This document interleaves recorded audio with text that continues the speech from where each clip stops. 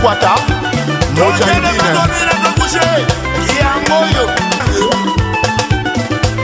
De Mukwata Mojandine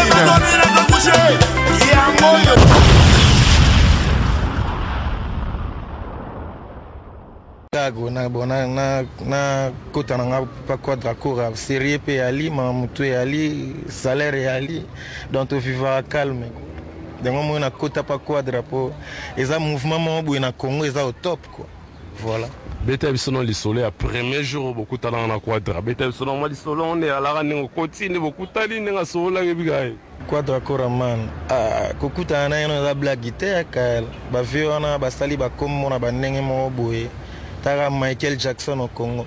Donc au kutana na yemne la blague tele na kutana na santé na kutana na mutugo.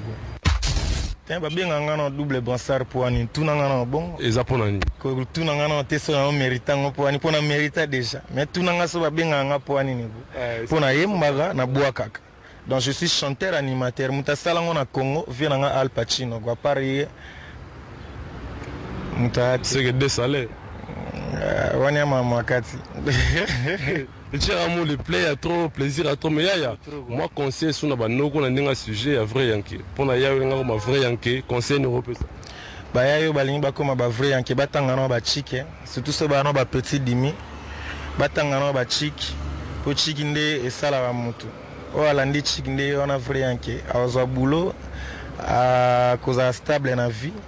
Donc ma mona tout quoi. Car o yalinga go payer.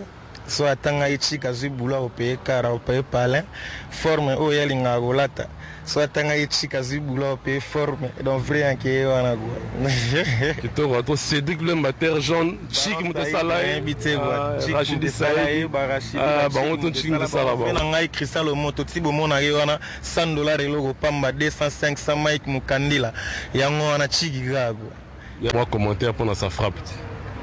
Ouais, ça frappe et frappé grave. Tala le frappé soutina bazanoti. Aya frappé ngaya bagabana invité quoi. Makuta na Kenzo pour ngape na frappé. Ali cher frappe, Kal ça frappe. Ouais, qui te retrouve. Cher amour, plaisir à toi. Ça frappe.